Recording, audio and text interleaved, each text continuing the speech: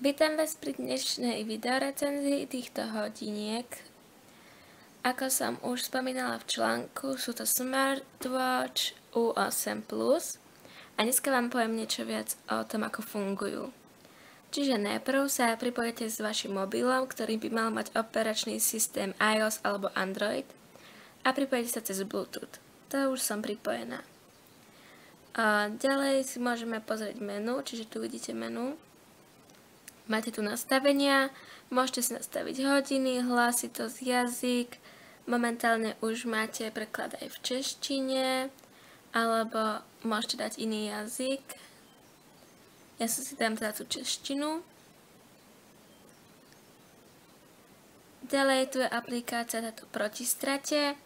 Ja mám zapnutú, ide o to, že keď váš mobil bude vzdialený od hodiniek viac ako 10 metrov, tak vám to začne nejakým spôsobom pípať a upozorní vás to. Potom to je úspora energie, tu mám zapnutú, keďže ho vypnem, tak vidíte, je to väčší jas. Ja si teraz zapnem, aby ste to lepšie videli. Vyzváňací tón si môžete zmeniť. Ďalej tu máte túto aplikáciu s spánkom, ako dlho ste spali a podobne. Kalkulačka, tá je veľmi super, pretože máte pri sebe kalkulačku, hoci kedy, keď potrebujete niečo vypočítať, kľudne aj na hodine možno, ak budete môcť použiť. Potom tu je krokomer, ten vám aj ukáže, koľko ste spálili, teda koľko ste aj schudli. Stopky, tie sú tiež veľmi super, napríklad pre športovcov.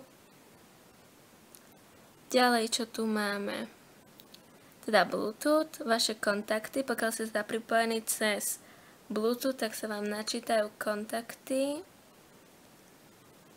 Potom tu je vytáčanie, tak ja môžem teraz niekomu akože zavolať. A vidíte, že už sa mi dalo automaticky, že volám.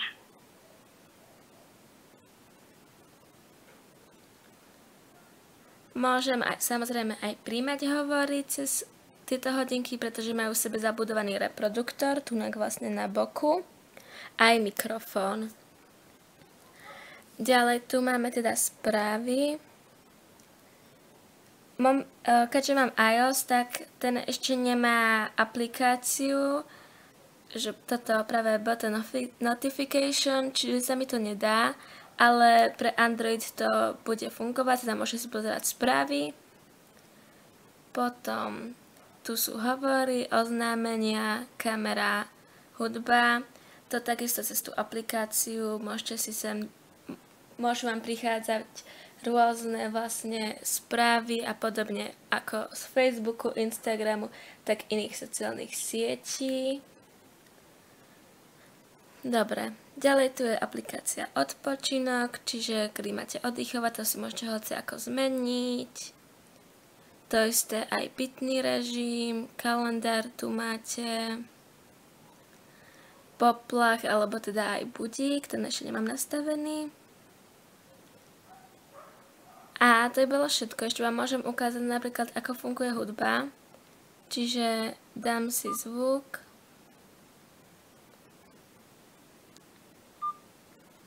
A môžem pustiť práve hudbu cez mobil ako reprák.